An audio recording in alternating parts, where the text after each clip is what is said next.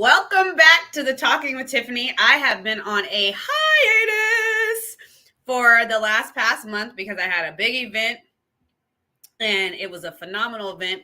And today, one of my special guests is from that event, someone I met when I first got to Houston, and it was like divine intervention.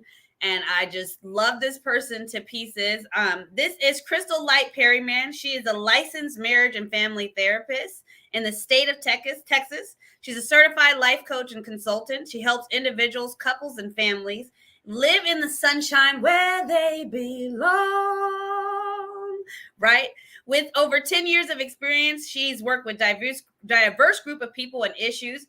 She has developed a wealth of knowledge and skills to assist in many and most challenging situations and issues. She is passionate about overall health and wellness of people and soul, which is their mind, will, and emotions. So she's looking forward to enhancing, encouraging, and equipping people on their journey in life. Ladies and gentlemen, let's welcome Crystal Perryman. Hello,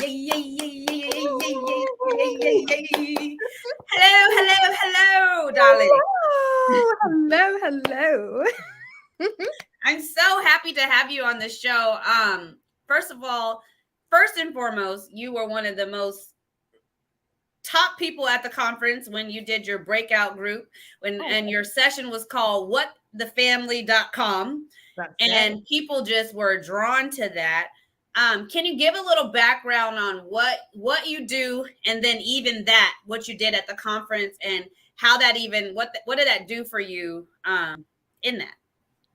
Oh my gosh. Well, first of all, thank you, Tiff, for having me on here. I'm so excited. I just love you. Love you, love you, love you. Anyhow, I love you both. So I am a marriage and family therapist in the state of Texas. I see families, I deal with systems. What that means is, basically finding the root of things and not just dealing with just putting a band-aid on things, but really dissecting what's actually beneath all of those surface level problems or situations and things of that nature. So I love that I get an opportunity to do that with people, and it is just my passion. I love it. At the conference, one of my favorite things that have happened this year outside of my birthday, it was just a breath of fresh air to just be around people who genuinely wanted to feel better, to want change and experience lasting change. I got an opportunity to work with people and just chat with them on a very authentic level about family and what that looked like for them, what their definition of family was, what it looked like in this moment, why it looked that way, what are they wanting to do with it, some goals, how do they see an actual nurturing and healthy family from this day forward, how did they see themselves, how did they play in that role. It was truly phenomenal and just such a pleasure and an honor of mine to be there with the people. It was phenomenal. So today, one of the things which captivated me about you was we were having a conversation shortly after we met. I was telling you something I was doing. Yep. And you're like, oh no, sweetie, you're giving up your virtue. Yes. And I was like, virtue? Like, I had heard it before, but never in the way that you placed it on me. Mm-hmm. And you placed it on me in such a caring way where you were like, I see something in you, Tiff, and I don't want you giving this out for free. And when you said for free, it wasn't with currency, like with green currency attached to it. Right. It was more of with energy and people sucking stuff out of me and me not being able to replenish it fast enough to make sure that I could function on a daily basis. And you were saying, and you had just met me and you were like, this is a concern right off the bat because I see what's in you and I need to make sure that your tank is full. Yeah. And so I was like, virtue, what is that? And so you gave me a definition. And so I want people I want to hear your definition. I'm going to put the definition on the screen, but what is virtue to you and what does that look like? So, interestingly enough, this beautiful word, we often hear it and we misdirect it and misinterpret it all the time. Some people may think of it as just this, just the morality part of it, and the other people think of it is it got something to do with the Bible? Well, okay, it's all of those things, but really the general definition is moral excellence. But there are a lot of key points that go into that. When you start to define what morality is, then you go into character, then you go into integrity and all of those things. Um, but an even deeper definition is really your basically your ability, your inherent power that resides in you. That is the part I really want to focus on, because that's the part we tend to just give off just freely, and as you said, in a form of not green currency, but ourselves, our innate selves, and we just let people just frivolously take it, and then we wonder why. I'm so tired all the time. I can't get up. I wonder why. What have you been? People just pulling on you. You just like, yeah, you can have it. Like what? So yeah, that is really the part I want to focus on. I love that because people don't, it's so funny because a lot of us watch movies and stuff about superheroes, and one of the Mhm. things that happens to a superhero sometimes in the movie is the other, like the villain Yep. or people, what happens is a superhero either does so much that he's not supposed to be doing, what he's Yep. not called to do, or the other thing is that the villain sees the superpower in the superhero, and so the villain's idea is if I can get that, Yeah. right, I can take that from that person, and then maybe I can use it. And it's interesting because usually when the villain has it, what most people don't recognize is that you can't use something that's not yours and that you have not trained for. So what ends Yep. up happening is that you get it, and then it's deconstructive, and so you're just tearing up crap. That's And right. so, but then when the superhero loses the power, Mm. then you feel a loss of sense of self. And so you're Mhm. like, I don't know what I'm doing. Where did I go wrong? What did Yeah. that look like? So my biggest question to you is that what did your past virtue look like when you, because when you saw that in me, you were like, first of all, aha, I see your power. You're mighty powerful, lady. You're like, Yeah. whoa, wait a second. But then you're like, wait, there's people out of here trying to suck that out of you Yeah. that you don't even know that they're doing that, and I need you to be mindful of that. But Yeah. it had to come from somewhere, right? And most of us don't even pay attention to that word because it's like it's a Bible word and I don't Yeah. want to listen to the Bible, Right. right? And so what did your past virtue look like? So interestingly enough, I wanted so much so to be everything God wanted me to be and all of these things that I wasn't knowledgeable of what it how I should be giving it, right? And when. And so I just was doing everything, and it wasn't conducive.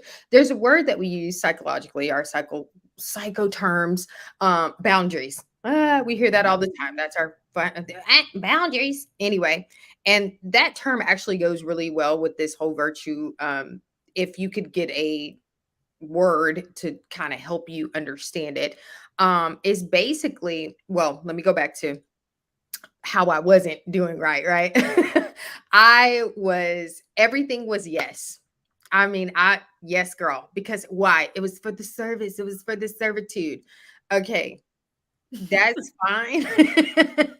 But that's not wisdom. And the Bible even says, in all that getting, get knowledge and wisdom, get wisdom and understanding. So if you're just doing things and you're not knowledgeable and you're just giving and giving and giving, you'll find yourself depleted. You'll find yourself like the superhero, wondering, sitting on the sideline, like, where did I go wrong? I feel lost. I feel unused. I feel unworthy, all these things. Well, we've got to get some wisdom and understanding on when and how to use these things. It's really important. You said something super profound too when you started talking about the villain, and you were saying when they get it, it's actually misused because it wasn't theirs to begin with. Well, when you go to the natural, when you go to dictionary.com or whatever, and they show you the definition of moral excellence, virtue, moral excellence, that goes back to that. When your morality is wrong, when your heart is wrong, you're Mm. going to take something from someone that you want because your heart is wrong anyway, and you're going to misuse it. You can't use it right. So so the other person who's now depleted that you've taken, because you got two people in this thing here, the person who's being taken from, and so now you're losing power, right? And not being able to restore it or replenish. And then you got the person who's taking with your power and using it wrong. So now you got people that's going to be hurt everywhere because we got all of these things going on. So we have to do a better job. We got to do better. We got to know, we got to understand this thing so much so that it's not being misused, and you're not feeling less than, and you're not feeling broken, and you're not feeling fragmented, because this thing is power. You innately have something to give, and it's supposed to be given, but you have to understand when, you have to know where it comes from. You have to understand this. Yes. Yes.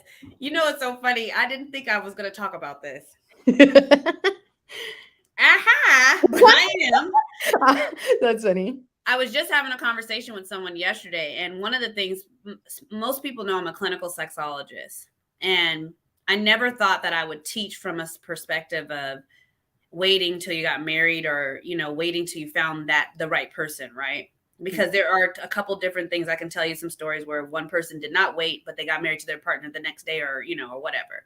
Yeah. But one of the things that I recognize is that women, when we give ourselves away, and even men, giving ourselves away, it's a power. And what happens is when you give this power to someone else, they misuse it, especially when it's not meant for them. And so the other thing that I have learned, and this is even my past virtue when I was young and just my field research days, hello. But when I realized that I also was hurting people. That's right. And so when you are passing out pussy and passing out penis, right?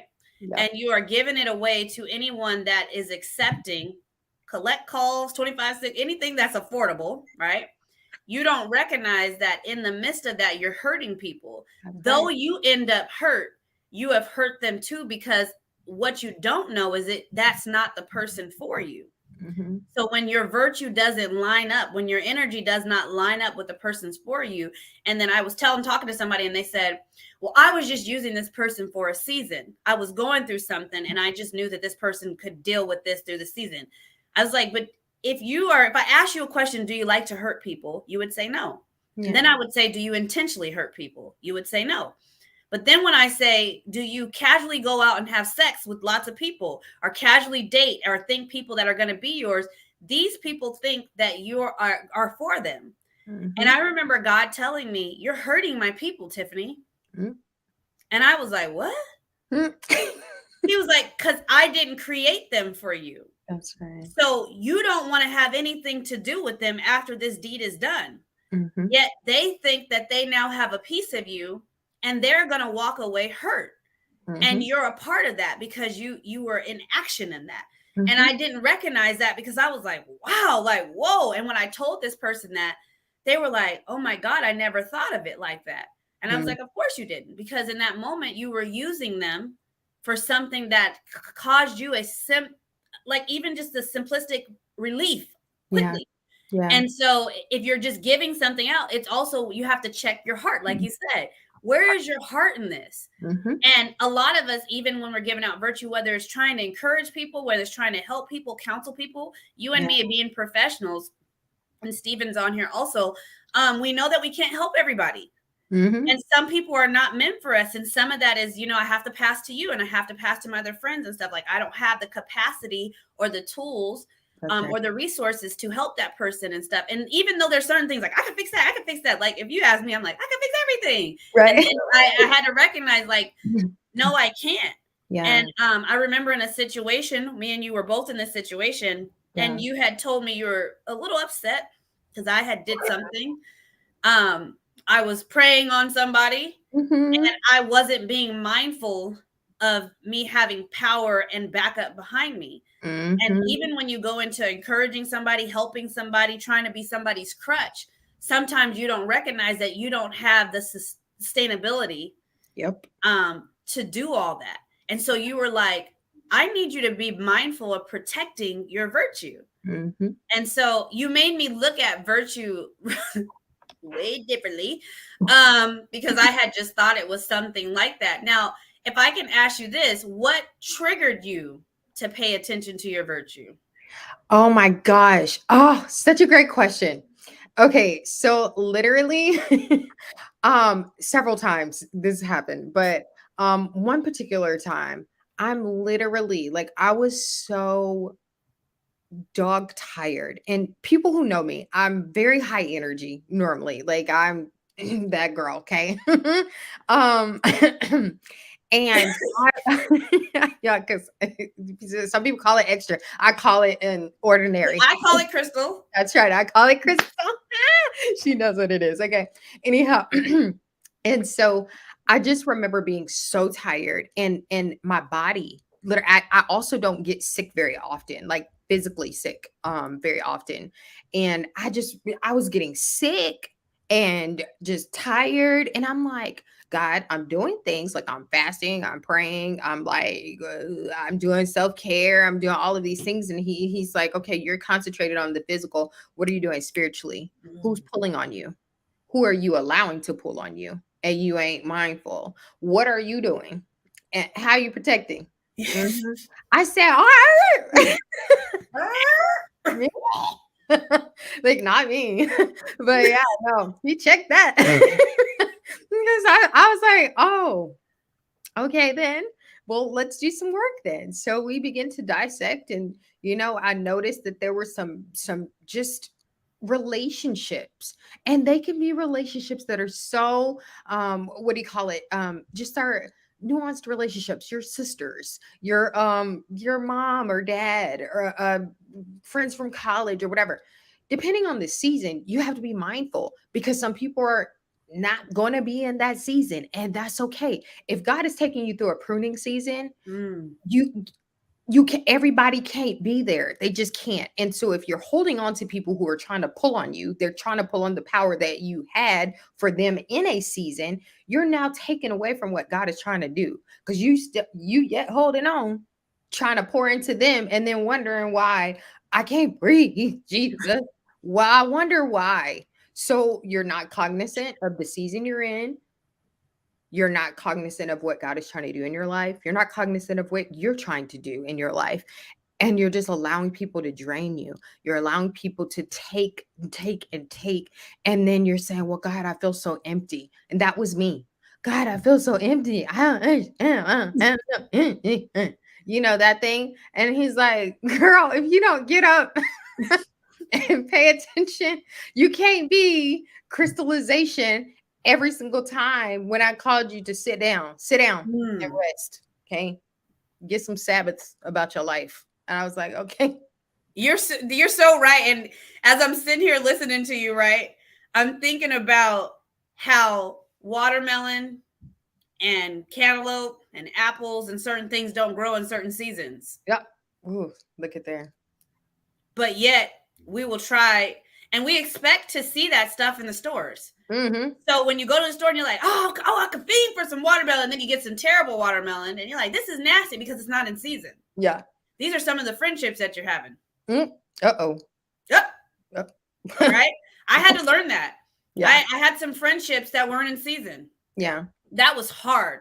Yeah. Me moving from Washington to here, God was like, this fruit is not in season, sweetie.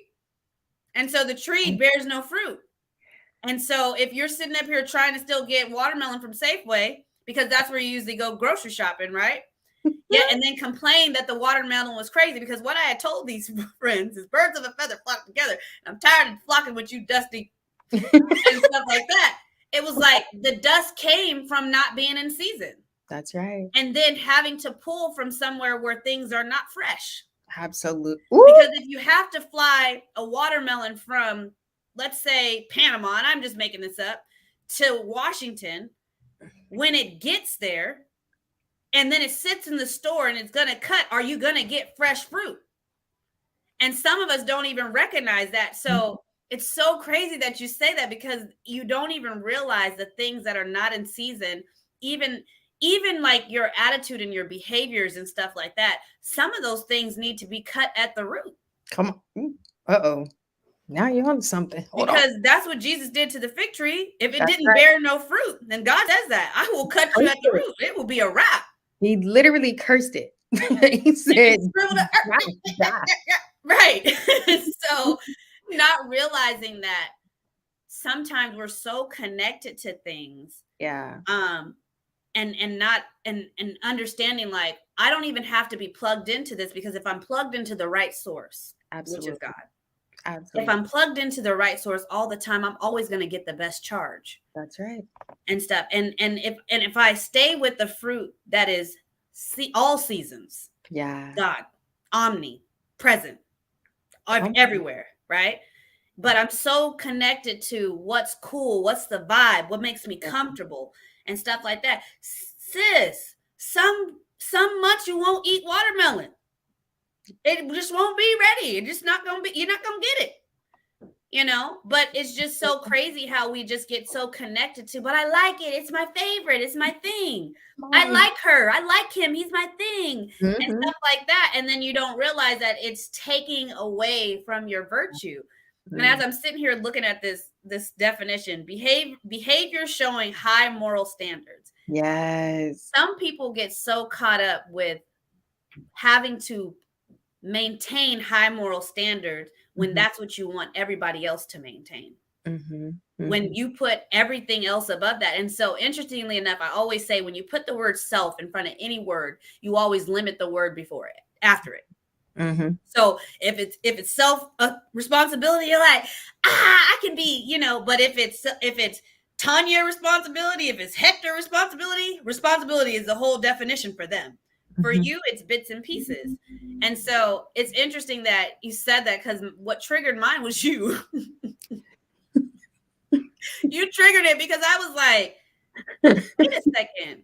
I knew I was tired. Yeah. I knew I was tired of pouring into people that were holy, HOLEY, where every time I poured, it fizzled out of them. And my biggest thing is, being a spiritual life transformational coach, is to compact those holes. That's right. Make sure that whatever they pour into you, that it stays. And sometimes we don't even think about that, because we're so busy trying to take account of everybody else's ish. Yep. Well, we need to take a step back and say, okay, what am I not managing well? That's right. Like, is this a season that I'm not supposed to be telling this person what to do? Is this a season that I'm not supposed to be talking to this person? Is this a season where I'm just like, yeah, we're not going to do that together. Not this time. Or I'm not going to go, or I don't think I should participate in that. But so many people get caught up in what the other person says about you. Yeah. Oh, you're not doing that? Oh, we don't have one. You don't want to eat this watermelon? No, it's nasty. I don't want it. Right? And you can't say that, then you weak. Like, that don't make no sense. Hey. So my next question to you is, how do you manage to keep your virtue and distribute it? Oh my gosh, that's such a great question. And so many great things you said too. I want to take a moment. Let me see. I want to you can if you want to speak on what I said, girl, just okay. Let me tackle this real quick. So so there were two scriptures, just for those who these are great. Okay.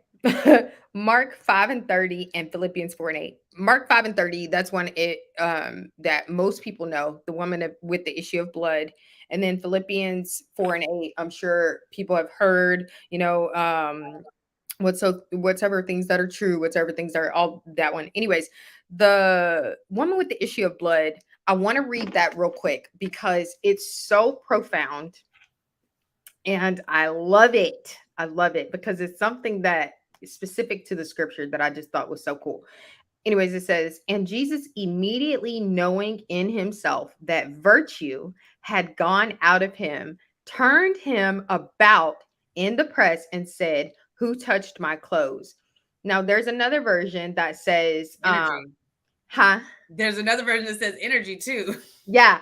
And there's another version that says, and Jesus knowing himself, like saying he knew the power in him. It said that prior to, because he knew himself, basically, he knew that power, moral excellence, excellence exceeding all the definitions you want to put in there. He knew that that had gone out of him after being touched. Now, when I did the Greek definition real quick, is this word called dunamis, right? Now, that word is pretty awesome because it has a lot of definitions, but the one I really want to focus on was strength, power, and ability.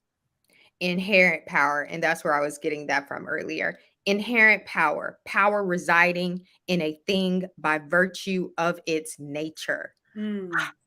Oh my gosh. Like when I saw that, I was like, oh my gosh. Okay. What you doing there, God? Okay. Because what? Like what? So we're talking about the dunamis power, the virtue that was residing in Jesus. He talks about knowing himself. That's number one. So we were talking about earlier about how do we keep this, or the question is, how do we keep this? How do we attain it? All of those things. What do you have to do first? You have to know yourself. Know Ooh. yourself. Ooh. Do we need to pull the book out? Right. Come on, book. Self-revelation. Come on. Come on, book. Yes. Yes, this is a perfect time. Mhm. You got to know yourself. Mhm. So you got to know yourself. That's number one. And then two, whenever he it said the power left him, you got to know what you're working with. You got to know yourself, know where your power comes from, and know what you're working with. What is this power that I hold?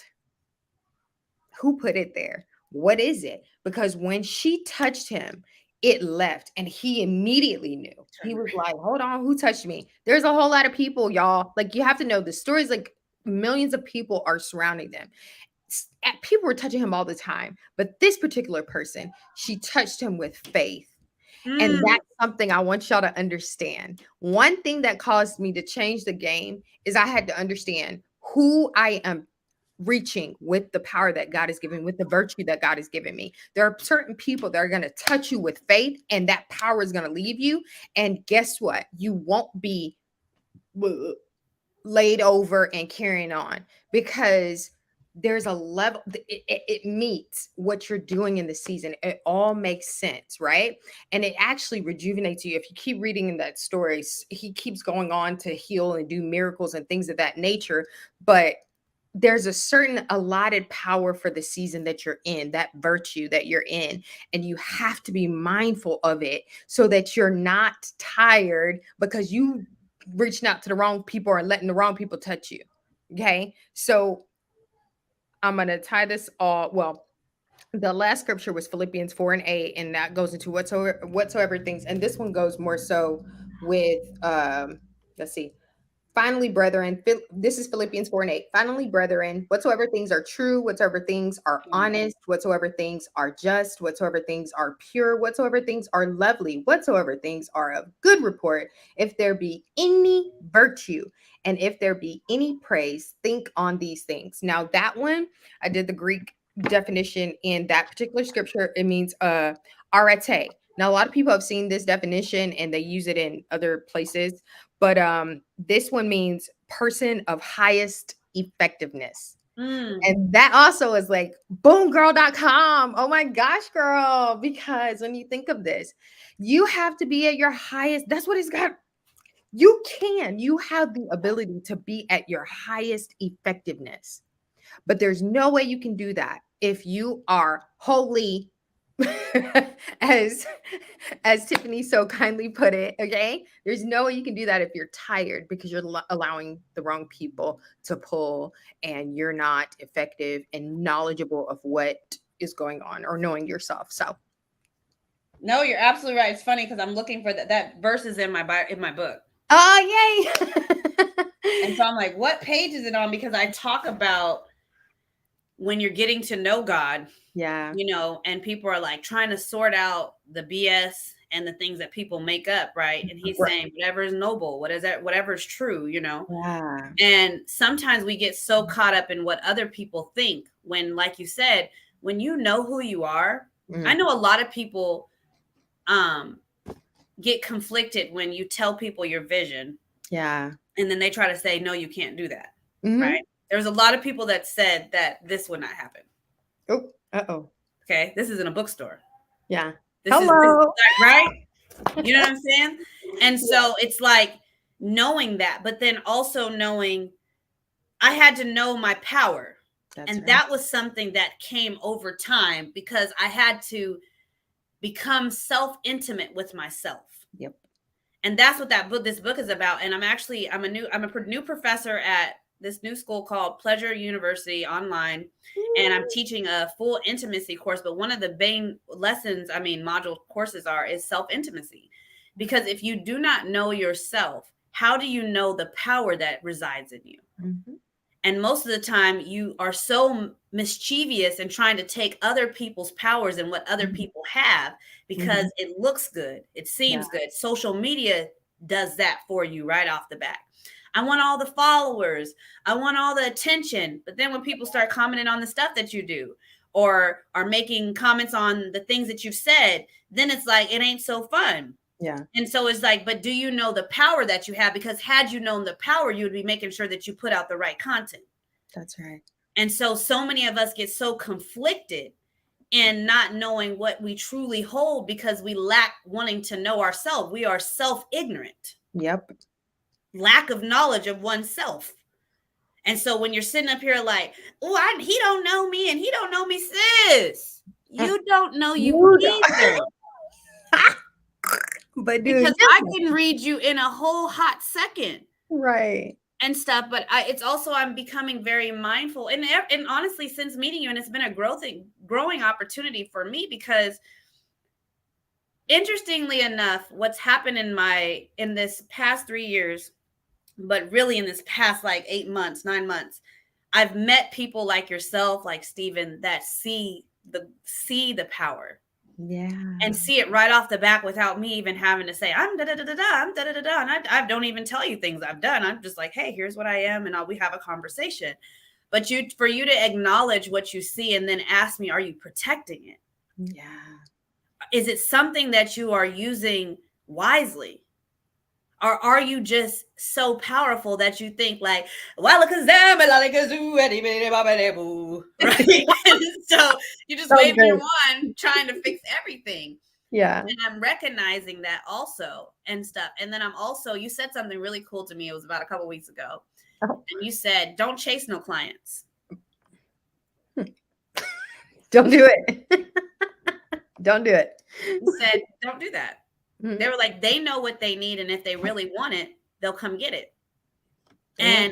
And that was powerful to me because in a midst of moving and trying to make income and trying to become this and, and just to support my family, it ain't even about becoming famous or anything. If that happens in the midst of that, then so be it. But it will be all for the glory of God.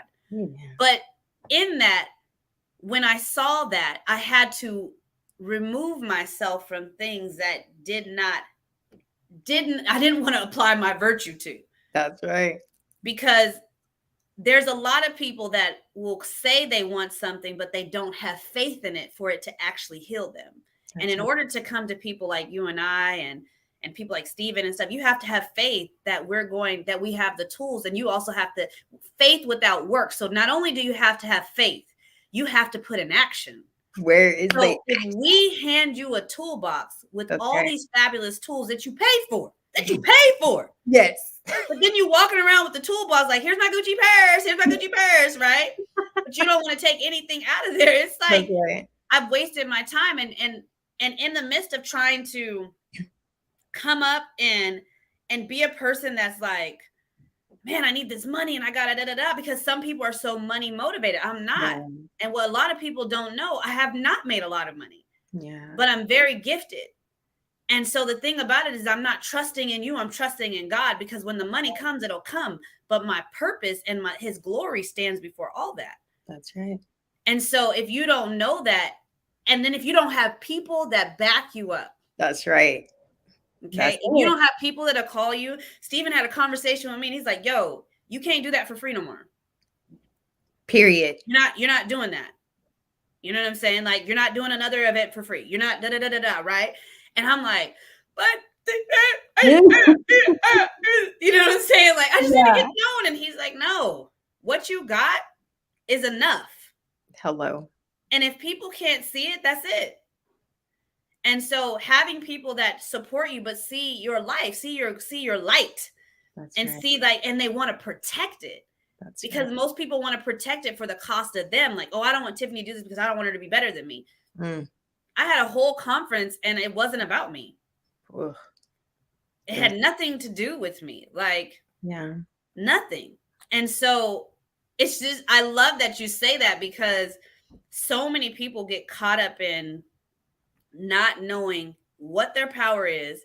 And then when it comes to distribution, I wanted everybody to have this book. Let me tell you guys, 250 plus this book, there's 300 copies out that are in people's hands.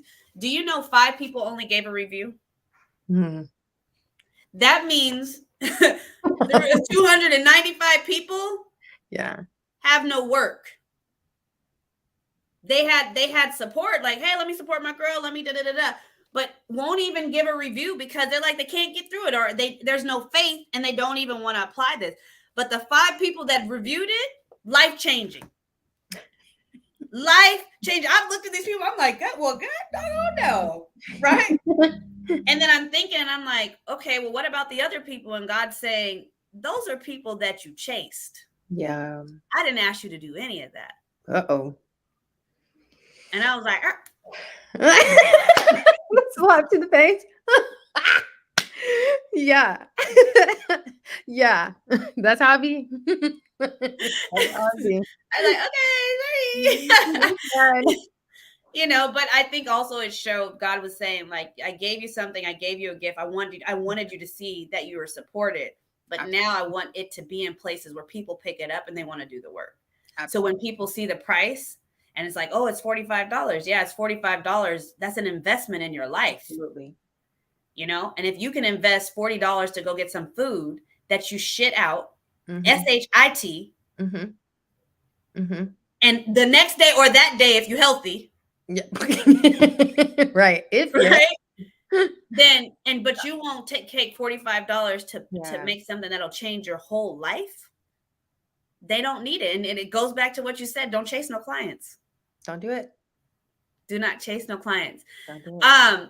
We're about to take this conversation because this is good. We're about to take this conversation over to IG and go on there for a second. We see some people on here. We're going to go hop on IG. Crystal, if you have any last minute thoughts before we hop on IG, because we're about to give it to them over there really quick. Oh, what would you say? Oh my gosh. I mean, it's just so many good things in here, but y'all, it's really, really important for you to understand the knowledge of oneself. That is so important. And the how to understand the knowledge of oneself is knowing who your maker is. Really, that's where it goes back to. You have to understand him. You have to understand God, because he's the one who formulated. Like, how do you understand any plans for anything if you don't understand the builder? Like, you got to understand that. Once you understand that, that brings so much more clarity as it pertains to you. And then you're so much more effective. Okay. So that is something that I would leave with you guys. Understand that 100%. I'll add to that. You can understand yourself if you read the manual. A lot of you guys have phones and only use about 10 to 12 functions when there's about over 100 to 200 functions on a phone. Hello. But you don't take the time to read the manual because you don't want to. You're like, well, I already know how to do this. Yeah, and you limit yourself. So if you read the manual, which is the Bible, and it's so good because it's showing you what past and present is happening and what he wants you to do, and you get to see that. If you read the manual, you'll know and get to know oneself, because then he's saying, talk to me, have an intimate relationship with me so I can tell you what I created. That's right. If you have an iPhone, when the iPhone breaks, whoever you subscribe to, Verizon, AT&T, T-Mobile, they don't fix it. They send it right to Apple Care, And they either send you a new phone, and most of the time they do, because they don't know, they don't have time to fix it, and they don't have anyone smart enough, Yeah. besides the people that work at the manufacturing company, Mm-hmm. to fix it. That's why you get refurbished phones. Yep. And so many of us miss that. And so if that's what you're doing, then go there. Go there and get and do just like you would do your phone. If your phone is as valuable as you think it is, what is self? Oh, What that's is good. self? So good. Crystal and I are getting ready to hop on IG really quick to give them a little taste of this, because Facebook, you got it. And now we're going to shake it over there. And we're going to hop over there. So, ladies and gentlemen, thank you so much. We're going to go over to IG. If you're not following us, I am Tiffany, Tiffynee Renee on IG. And Crystal, what are you? I am therapy _ ain't _ and _ the _ week. So it's therapy ain't for the week _ in between each word. Yes, and we'll see you over there in less than 1 to 2 minutes. Bye-bye. Thank you, guys.